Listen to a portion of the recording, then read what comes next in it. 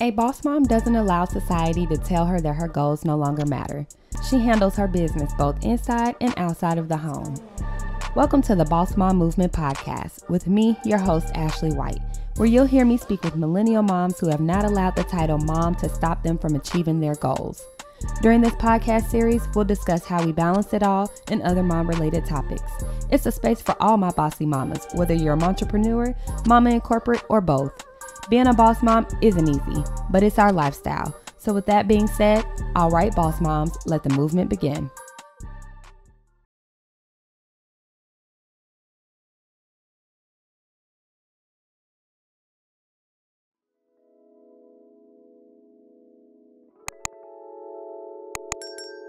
Hey, Boss Moms, welcome back for another episode of the Bawse Mom Movement Podcast. You are here with your host, Ashley, and this is Season 5, Episode 7, Dream Deferred But Not Denied with Chauntel Nelson.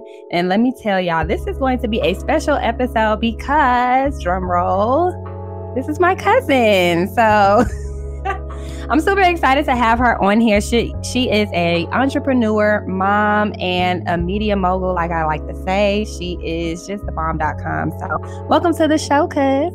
Hello. Thank you for having me. I appreciate being on this platform. So I'm excited to talk. Let's chat. Yes. We're going to get into it. But for those who don't know you, I'm going to give you an opportunity to introduce yourself. Okay. So my name is Chauntel Nelson. I am an entrepreneur, as Ashley mentioned. I have a company called the Curation Group. It is a startup.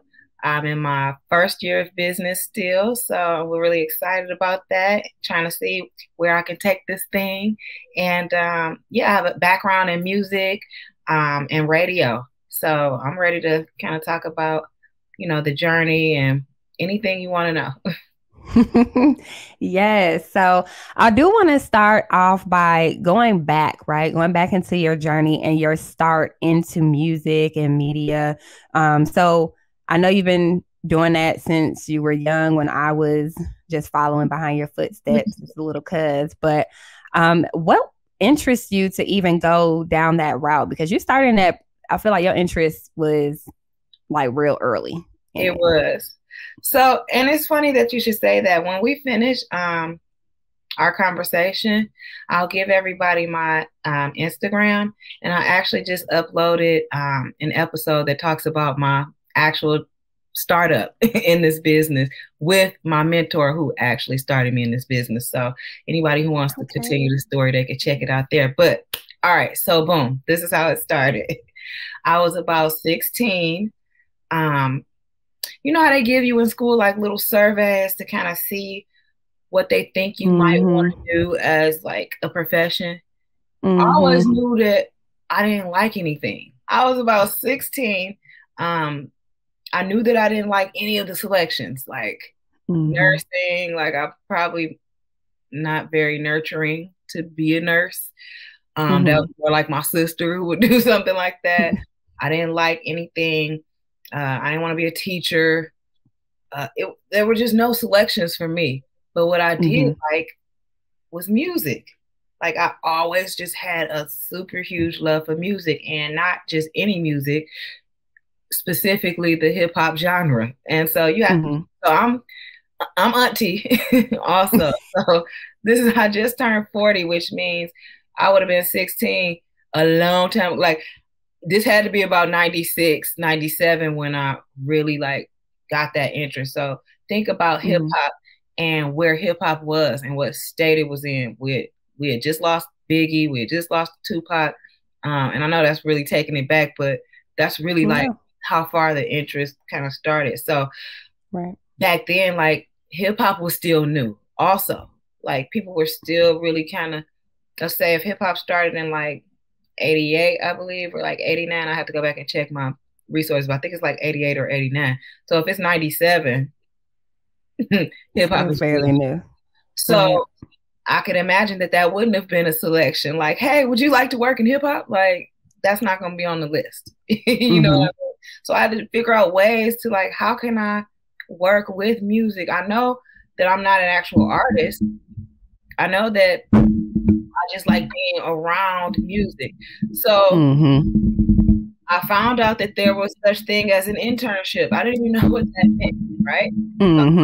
Such thing as actually a teacher told me, like, you could do internships in music. And I'm like, what's that? So I found out what an internship was. I literally drove myself to our local radio station, which would have been a Radio 1 station. Shout out to Kathy Hughes.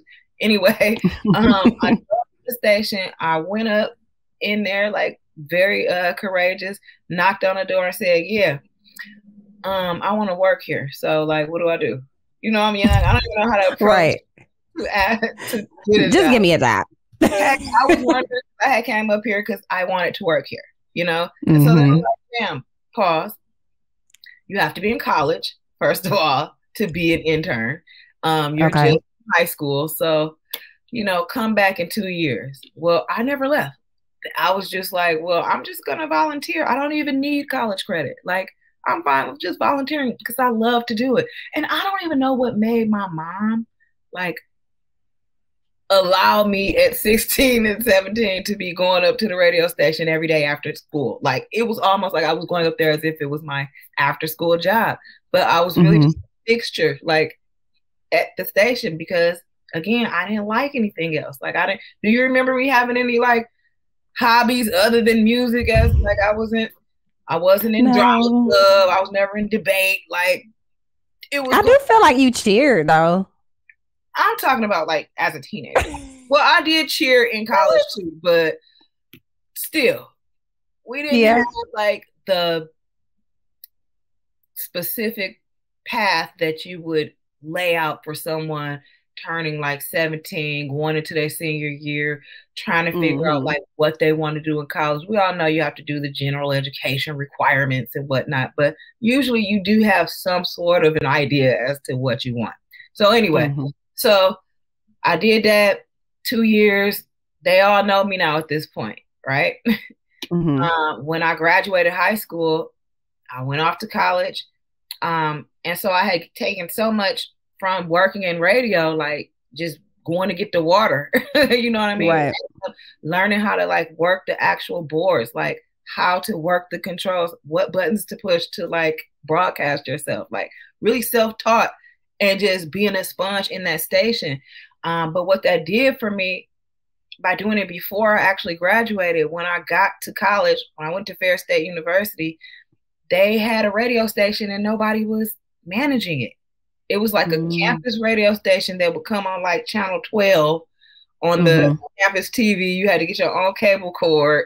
And like, that was the only way you could get access to like, I know it's way different now, but that was the only way you could get access to like anything. So it was damn near like streaming back then because it was really like a radio broadcast, but it was on our TVs like across campus. So I just designated myself the president of the station because nobody else was doing it. It was like dead air every time I would turn the station on. And I was broadcasting major like at the school. So I just went to my professor and was like, hey, what do I have to do in order to do this? I just worked at a radio station for 2 years. All right, and you know how clubs are like on a college campus. If it's not really like something that's heavily populated or that a lot of people are involved in, nobody's checking. So I could literally just do what I wanted to do. So I end up DJing parties now at this point. I done learned how to, like, I'm doing everything. Look, making it happen. Pretty much. So one day I'm like, hey, we need music. How can I get music for the station? So this was when like Google kind of like probably first came out, like searching the internet really like the year 2000. Okay, this is 2000. Right. So I'm like, okay, well, I'm just going to like look up Bad Boy's number because my idol was P. Diddy, like Puff Daddy, So I'm like, okay, let me just look up the number. I look up the number, I call from the station at school and somebody picked up. And I'm like, yeah, I just wanted to know how can I get, some promotional materials or music sent to me. I just started our college radio station, blah, blah, blah. And the guy on the phone happened to be like the promotions director of like Urban Records at Universal Music Group, which was a distribution company that a lot of record labels are housed under. So I'll talk about that in a minute. But so he's like, hey, would you like to be a college rep for Bad Boy? And I'm like, yeah. What is that? Right. What's that? Like, I don't know what that is. He was like, so every month I'm going to send you, like, we have releases, new music from all of our artists that are on our label that are coming out. And this is a busy season. So every month I'm going to send you set amount, maybe 20 pieces, 50 pieces of merch, material, music, CDs, everything. And I want you to distribute them at your school and all of the other surrounding schools. So we have a list of DJs that we've collected that are college DJs, and here they are. So here you go, ma'am. I'm like, what? So I just called one day, and now all of a sudden I'm working for Bad Boy, like as a college. So a college rep would be an intern in music terminology. So now I'm popping. Okay, now I'm on campus who got all the CDs, all the merch, DJing all the parties, and the radio station is me. Okay, period. Right. So that lasted, but then I got kicked out because I was kicking it. Okay, rookie mistake. So when I came back home, I had to come back to Detroit, came back home, and I said, well, I guess I could just go up to our local radio station, an iHeart station. I was like, well, let me just see. Maybe they'll let me work in promotions there. First day, they was like, sure, come on in. Bring your expertise. Like, I created my resume. So now at this point, I've built relationships at 2 competitor stations now. Okay. When you're there, you're kind of like learning, again, like I said, how to use the technical equipment. And then you're meeting like all of the other record label reps that are coming in. They bring an artist in for their interviews and things like that. So you start getting people cards. If you're not going to be able to talk, if you can't like insert yourself into the mix, a conversation or whatnot, you're not going to last in that in this business, in that industry. Right. So I just kind of did that and built up a bigger network, and they just decided to hire me, like actually on payroll now. So I'm in promotions working. I meet a guy who's the Def Jam rep on my first day at the job. Okay. First day at this station.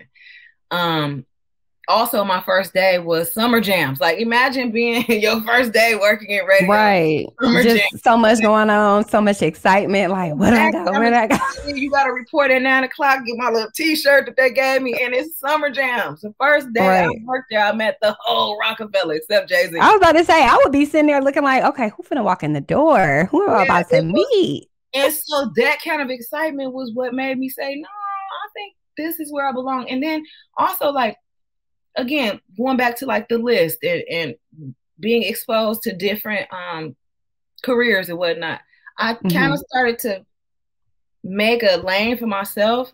And then that's when everybody else around me, friends, family, my immediate family for sure, started to realize like, oh, this is what she likes to do as a career. It was very hard to convince everybody that this is a career. I didn't just go to summer jams. Like, I was actually working towards something. So I met him, turned out to be like a brother, a mentor, really kind of took me away from the station. And now he has brought me into Def Jam to be his official assistant. And now I'm learning the ropes at an actual record label. I still ain't made no money though. They don't even know. I couldn't call Def Jam in New York today if I wanted. Well, today I could, but I'm just saying then I couldn't do that. But I was still working my butt off, still coming up there every day. It was literally like, he was so hard on me. It was like working on The Apprentice. You know how, remember that show? And they used to have like these weird, crazy, it was like I had to go get the cheesecake like that. Like when Diddy made everybody walk across the bridge, the Brooklyn Bridge. Okay. It was like that. It was so challenging, but I appreciate the lessons that I learned because by working for him and like really grinding it out, people in Detroit and surrounding markets, which would be Chicago, Buffalo, maybe Indiana, Cincinnati, Cleveland, surrounding cities, they started to recognize that I was working. And so I was approached by a young lady who became a secondary mentor to me. She worked for a company which was the competitor company of Def Jam. So remember back when I said, hey, there's a company that distributes music and a lot of record labels are housed under these companies. So there's like, when I told you that iHeart was one side of radio and Radio One was the other side, it's the same way in music. So you have Universal Music Group, and then you have Sony BMG or Sony Entertainment, who both have record labels under it. So now I'm on this side working under Universal for Def Jam that's under this umbrella. And here comes Sony coming and saying, hey, we heard you work at Def Jam, but we know you don't get a check. We want to bring you over to our side and actually hire you on payroll. Here's the I-9, W-4. Let's get it. And I'm like, oh, so now I can make actual money? Like actually, like I actually work. I can get a badge. Like I actually work here. And so I did that for several years and just really enjoyed it, you know? And when I left that job, I didn't know where I was going to continue. I didn't know how to continue being in this industry if I'm not an artist. I done worked at both stations. I'm feeling like which way to go. Somebody was like, you know, you can come to iHeart and actually do more than just intern. Why don't you be one of our marketing reps? And I'm like, well, what's that? Because everything has the word marketing on it, and I need to know what that is. Right. It's sales. We want you to come in. We want you to be an advertising specialist, AKA we want you to sell marketing plans to independent businesses or agencies, marketing agencies that have clients that want to have commercials on the radio. So now I'm able to, so think about the skill set and think about all of the different things that I'm like learning along the way and compounding to kind of like put under my belt to offer as a service in the future. Okay. Keep that in mind. Learn radio now at this point. Now I did college radio. I've done traditional terrestrial radio, which is what it's called, like your traditional radio stations. And now I've learned everything I need to know, or lots that I need to know at an actual record label. Where do you go from there? Like, so now when I'm applying for, like now I almost have to work at iHeart because I'm applying for jobs and this is all that's on my resume. And imagine going into a store like Target, right? I want to apply for a marketing job in Target. Well, I get to Target and they're looking at my resume and they're like, you've had such an interesting career. Like, you don't just walk down the street and meet somebody that has worked at Def Jam. Like, that's not a common job. You know what I mean? So lots of times they wouldn't know what to do with me. Like, they don't know. Like, it's hard to kind of see, like, well, can she adapt to another industry but still use the same marketing techniques that she learned in the past? So finding like employment in that lane turned out to actually be difficult because of all of the specialized experience that I had. It just didn't translate to like other industries, if that makes sense. Hey, Boss Moms. Sorry to interrupt. I know you're enjoying this episode, but I had to come share with you the Bawse Mom Mastermind group. I am currently accepting signups through the month of August for this mentorship group where we're able to share our goals, motivate each other with resources, strategies to help us get to the next level within our businesses and our careers. This group will meet on a bi-weekly basis virtually, and then we'll meet in person on a quarterly basis. You can sign up at thebawsemommovement.com. I hope to see you there. Tell a friend to tell a friend. All right, now let's get back to this episode. Yeah. So I'm like, okay, well, I'll work at iHeart. That's fine.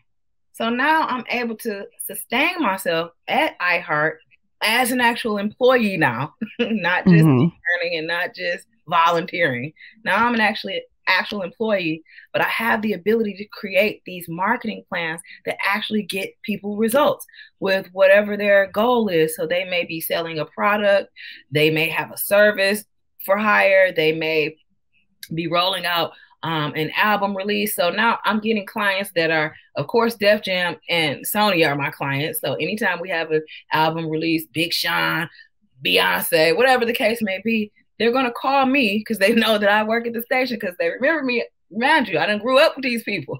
So they remember me like, oh, we wouldn't even go to anybody else. Like, we're going to go to Chauntel because we know that we're about to place a radio buy. Have you ever listened to the radio and you hear, coming soon, B-Day or whatever, you know what I mean? You hear these small little teasers and then it starts to build up as it gets closer to the release date of whatever this particular project is. A person like me is the person who scheduled that, ordered it, organized it, strategized what it should say, wrote out the entire commercial and what it should say. So it's a lot of a science to it, if you will. And then after that, now that you've built this campaign, you can convince these people to spend $5,500 a week with you to do this campaign. Now I have to provide them with analytics to show that what you actually invested in worked. How many people actually clicked on the website that you shouted out in this commercial that we just paid $5,500 for? How many people clicked it? And then when they clicked it, how long did they stay on the website? What page? Are they looking at your about page? Are they looking at home? Are they looking at services? What page are they staying on longest? Where is the interest of the consumer that you are trying to bring in? And how did this campaign actually help me? Did I lose by giving you $5,500? I still got the same client base. I didn't gain one new client. Like, there were so many challenges of doing that job. It was hard, but it gave me all of the skills that I needed to land to where I am today, which is owning my own business, the Clever Curation Group. I've decided that I do have a lot of skill set, but what has worked best time and time again is offering what is true and tried and has been successful. And I have been able to repeat these successes and using these best practices over and over again. So the 3 layers of services that I offer through the Clever Curation Group is 1, PR, and that's radio and print only. I don't have any TV relationships. That's brand management. So lots of times you will need somebody to help you to strategize what type of marketing I should do, because marketing is a huge scope. People throw the word marketing on everything and expect for it to translate to whatever they're doing. Like, or they use marketing and then use that to translate for what didn't work. Well, I didn't have enough marketing. Right. My album flopped because my label didn't give me no marketing money. No, it's a lot more than that. Like, there's a science to it. So I do brand management where I'm helping you to actually strategize like how to reach the consumer that you're looking for. And then the last, my most favorite part of my business is event production. So lots of times people, they might want to do a pop-up, or I might want to do an event, whatever the case may be. They're not only asking for me to organize the event and put together the logistics of the event. They're asking for me to create and develop the vibes for this event, create the audience for this event. And so that's why I named my company the Clever Curation Group, because I'm not just creating, I have to actually curate this entire experience that you're having when you're working with me and you're doing an event. So that's pretty much me. I love it. I'm going to talk for 23 minutes, but you know. No, but that's good, because you definitely gave us insight, and I love to see the consistency. Like, even going back to when you started out, right? You went up there on your own. Like, look, I don't even know what I'm going to get up here and say. I just know this is what I want to do. This is where I want to be. And I'm not taking no for an answer. Right. And so I love just seeing like your journey and through the process. Like, okay, I ain't getting paid, but I'm going to get the experience. And you were able to grow and network with people. Now you've built your network. And it also just showed like, this is who you were prior to mother and wife, right? And which is something that I love to see, because oftentimes we become, or we get, rather, I don't want to say become, we get these titles of mom and wife, and then we kind of scale back on who we were.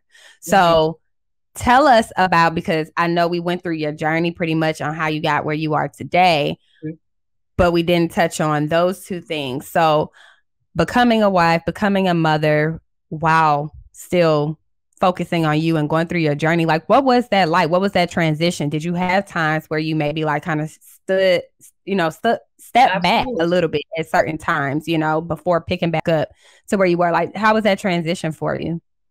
So I did have my son before I became a wife. Okay. I love my cousin. I'm just going to say that. So in terms of just with him, I think I had so my son was born in 2010 and I had just stopped working for Sony BMG in 2008. So I was really, when I had him, I was actually still in like a transitional period. That's what they call it. Y'all know. Right. I was in a transitional period in life. And so then I got married when he was 2. And the funny story about getting married and just kind of like how this all relates, you want to find like your person in life, right? Mm-hmm. Your person that knows you and everything about you, that you can be your full self with. So I never had to shift who I was. Do you understand what I'm saying? To be able to be in a relationship and actually grow that to marriage. Actually, when we were dating, I didn't have a car. He was half of the reason of why I got to the radio station a lot, or why I got to a lot of these events, and something that he used to do so I've known my husband a really long time. Like we've known each other a really long time before we actually started dating too. So when I had no car, it was you who was taking me around to pass out these CDs and things of that nature. Okay. When I was working. Come on, support. Exactly. So I never had to struggle with like him understanding like what this is in the media scope or the entertainment realm that I'm doing. He's always been like 100% supportive. My biggest client now today, as you already know, but her name is Angela Yee. I handle a lot of her like Detroit bookings and things of that nature. And sometimes just working with her on different projects, you have to travel a lot. Like that is pretty much the wave of how things are going now. Nothing is stationary anymore. Everything is remote, damn near. So you do have to do like a lot of traveling, and just complete support from my husband. So I haven't had to actually like shift in that way, or I've always been able to just stay myself. And I think I was saying this earlier, talking before we got started, but I also, maybe because I'm a rebel, you know me, I've always been a rebel. And yes, I've never been that mom that's been like, oh, my life, everything in my entire life is my kids. No, that is a portion of my life, but I'm still me. And I still have my hobbies and my goals and the things that I like to do. So I never got lost in that. Thank God. Like I didn't, I know some people experience the postpartum. They don't know everything's, all over the place, but thank God I had other challenges, but that wasn't one of them. So I was able to easily transition. And even when my son was younger, like, you're coming up to the station with me, like taking him around everything so that he can see you might want to have a career in this. You know what I mean? Right. Like, so every time I would be at the office when it was an opportunity, I'm bringing my son. When I was recording my podcast, who was in the studio with me? My son, because I want him to see exactly what I'm doing. So I love the position of where I'm at. I love the opportunity to be able to maybe rub off on him in a way that you might want to do something technical, audio engineering, there are so many lanes in this space. I just want him to be able to tap into his creative space, because I know that I was like him as a child, and I got a feeling he's not about to like none of those selections neither. So I enjoy being a wife, and it's been working for me, and I haven't had to change much in that way. Yeah.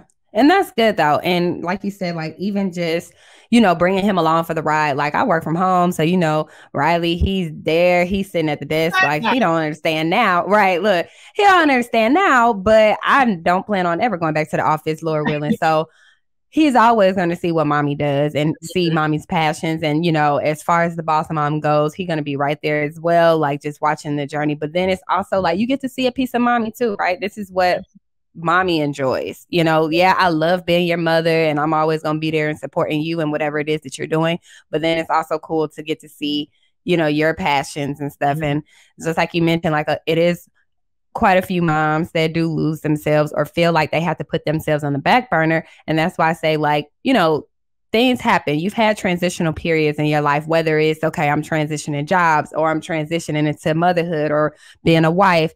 Or and, relationships, you know, because relationships. I'm going in my 10th year of marriage, and trust me, there have been lots of transitions that we had to come back from. So that kind of stuff, it matters. And then, see, we can get into a whole conversation because now you're talking about mental health and you're talking about like the way that you are absorbing the type of energy that's around you and how that can actually like impact what you're putting out on a daily basis, which ultimately impacts your success level. Like, right. Where are you with it, man? Because the whole total package is what's going to matter when you need to be able to be successful. Like you can't get stressed out over here trying to figure out, you know what I mean? So those transitions are going to happen. And just that level of, what do you say, resilience is, you know, it's key, especially in something like this, in this industry. Absolutely. Yeah. So like, speaking of mental health and just like having such a busy schedule and juggling different things, like you mentioned before, your business is a startup. And I know that you are working as well. So you have your job, you have your business, you have your home life, like, and you're traveling with Angela. So like, how are you keeping things under wraps? Like, how are you even keeping yourself motivated to keep going? Because I know just being family, like you are on the go, like whether, you know, you're handling your own stuff or you're doing stuff for work. So how you keep it all together? Like what's the secret? Because I need it. So it might look like I have it all together, but I'm all over the place too. But I think it comes down to like prioritizing our time. Like I'm not a fan of being late anymore. A few minutes here or there, something technical happens, I guess like what happened with us today or something like that. But time management is like the biggest thing. I just turned 40 this year, like I mentioned before, and I knew that I was going to be that I was ready to walk into a different purpose for my life and for like the discipline level that I need to achieve the success that I'm looking for. And so that time management piece cannot be compromised. Like that's the first key as to, you know, how I've been able to kind of like make sure everything is together. It's always a lot going on at one time. You have to be able to multitask too. Like I'm thinking about my next campaign. I'm thinking about a client that just signed while I'm peeling these potatoes. You know what I mean? Like trying to get dinner ready. I'm probably up after everybody has gone to sleep on my computer creating a proposal for somebody who just sent over an inquiry about me helping them with a project or whatever the case may be. Like I find time to do that. And then I still find time for me too. Also, let's be honest, the work that I'm doing, like when I am doing events or working and traveling, let's just not act like it's also not fun too. Like, right. Yes. Because y'all got to follow her on the gram because I'm like on the gram looking like, dang, I wish I was there. It's not a chore either. And so that's another thing where, like I said, it's probably a different approach. What I plan on doing with my son, like I want you to enjoy a creative space and really get into what you actually enjoy as your career. Yeah. Let's help you build on that. Please don't just pick something because you felt like mom to get a check was gonna get a check because you're gonna get stuck. And I don't want you to be stuck like mommy was, or you know what I mean, or anybody for that matter. So like, I'm very much a person of, you know, self-preservation, self-awareness. Who am I really? What I enjoy. Lots of times, finding your passion and your purpose. I think that is so important no matter what industry or what you're doing. Like definitely enjoy, because the thing is you got to wake up and do this every day. And that's why, so I would do this for free. Every day I would wake up and I would do PR, brand management, and event production for free. And that's how I know that this is my ultimate passion. And that's what gives me that little bit of energy to not go to sleep, to go ahead and knock out that proposal, or to go ahead and do this so that you can make sure that you're on point with whatever projects you're doing. So that's pretty much it. Like, that's the battery in my bag. I just like it. And it's fun. And it ain't a bad time. You really stepped into who you are and what you like to do and what's going. And I think that drives any career, any business, right? It's like you said, like, don't just do it to say you're doing it to get a check or what have you. It's just like you really have to be all in order for things to even progress in a positive way for you. Because I feel like if you're doing stuff just to be there and you ain't motivated and stuff, it's just like everything I feel like can go wrong in those times. Right? So like, it's like, okay, I already don't want to be here, so my attitude ain't right. It's like everything just seems like it's coming down. That's that mental health piece where it's just so important. For everyone out there, I don't care if you 50 and making a career change because you're ready to actually just say, you know what, I'm tired of being pigeonholed to just this one thing. What I actually like is this. Do what you like and don't care. Like, don't worry about if anybody thinks it's stupid that you like it. Right. Because if I had done that, I would have stopped a long time ago. I would have been in accounting or something crazy. You know what I mean? Like, just something. I dropped that class in high school. I can never. But no, that's so true though, because even just like thinking about your journey, right, and the things that you've done, like you were working for free, like in the years, and it was just like, but it paid off in the long run, and it also helped you build your own business later on, and that's why I really like threw this title in here of even just dream deferred, not denied, because it's just like you literally found your way and created it. And real quick, because I know we probably have to wrap up, but that's such a fitting title. And I'm not saying that like I'm the least boastful person. Like, I'm actually like always in the back. Like, I'm really not even in the spotlight of things. But it's so fitting that you use that title, because that's what happened when, like I said, you got to be resilient. I was up for the 40 under 40 Michigan Chronicle Award, the lists that everybody wants to get on, and the who's who, and I didn't get it. However, when I didn't get it, guess what happened? When I didn't get it, that publication doubled back, came back to me and said, hey, we know we didn't select you, but we would like to do a full feature on you specifically and your business, and tell us exactly how you were able to continue to sustain and be motivated about your business after not actually getting the award. And so for them to do like a full, like a 2-page article on me and my business and how I was able to like overcome that disappointment with that very same publication was just, it was an honor that I can't even like explain for them to spin the block on me and come back. You didn't win, but we want to talk to you. We got something else for you. Yep. So yeah, it was just one of my. I think that just goes to show, like, for anybody, don't let things stop you or deter whatever it is that you have set forth for you, whatever your goal is. Like, continue to press forward. There are going to be doors shut. There are going to be disappointments along the way. There's going to be people trying to stop you and saying, girl, I don't think you should be doing that. Girl, you a mom, you don't need to do that. Or your wife, whatever it is. Now, of course, like, if it's some crazy, inappropriate stuff or whatever, but always, you still a person. Have your morals, your professional integrity intact, child, every time. Right. My mom but all in all, right. But all in all, it's just like, continue to be you, like you have purpose. Like, and even if you're still figuring it out, right? Because a lot of times it's like, shoot, I don't even know what I want to be when I grow up. I'm grown now and I still say that. Like, well, I might not want to be that no more. I liked it when I was 20, but when I'm 49, I don't really like it no more. I want to do something else.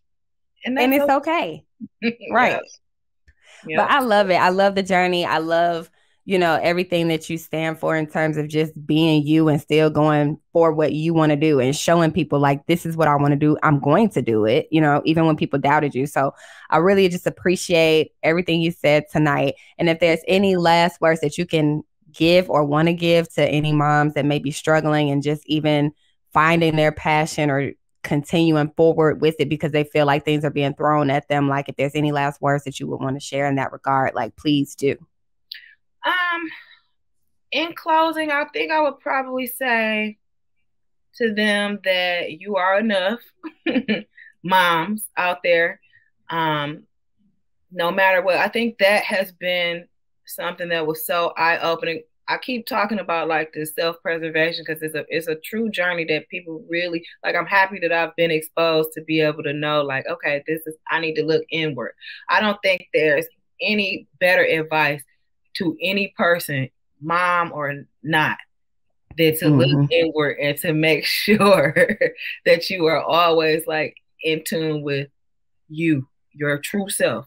No smoke screen, no, you know, fake it till you make it, nothing like that. That to me is the main thing. And God, of course. But when you're in tune with God, you're in tune with you. You understand what I'm saying? Like, so really, honestly, it's just knowing who you are and standing firm in that. That to me has been the main thing that has kept me going over the years. And then I do want to say one last thing in closing. I know you said it was going to be a mushy episode, but I just want to say how proud I am of you as well, being a new mom, starting this platform, really being consistent with making sure that you are, you know, doing everything that you can to grow it and to create that community of like-minded moms, or just to, you know, inspire those who don't even know that they're interested. So I just say that, you know, this is very refreshing and I'm honored to even be on your platform. So very proud of you. Thank you. And I appreciate you for just coming on and telling your story and just being encouraging. So before we go, I want to give you the opportunity to drop your socials and let us know how we can find you. Okay, so you can find my personal page. I'm on Instagram. My name is Chauntel the One. I think you guys should see it right there on the caption. And then you can also go to the Clever Curation group on Instagram, where you'll be able to see footage, live footage, different postings and whatnot, announcements of things that I have coming up and different projects. So, and then that story, if you guys want to hear more about the story and how I actually got started, like really detailed, you can check that out too. It's called A Clever Conversation. So go ahead and click that. You'll see me and my Def Jam mentor talking about how we got started in this thing. So for anybody else that's interested in working in music. Yep. So you can find me there. Love it. Thank you so much, Sean. So y'all, if you into media, you need some project management, hit my cousin up. I do travel. Also, lashes, because she forgot about that. But yes, get to the bag by any means. But this is episode 7, season 5, ladies. Thank you so much for tuning in again. And as I always let you guys know, to stay bossy and stay motivated. And I will see you guys next time. Hey, ladies, if you enjoyed today's episode, do me a favor and leave a 5-star rating and review. You can find the Bawse Mom Movement streaming on Apple and Google Podcasts, Amazon Music, Spotify, and YouTube. Want to keep up with the movement? Visit my website at thebawsemommovement.com and subscribe. Thanks for the support, and I'll see you next time.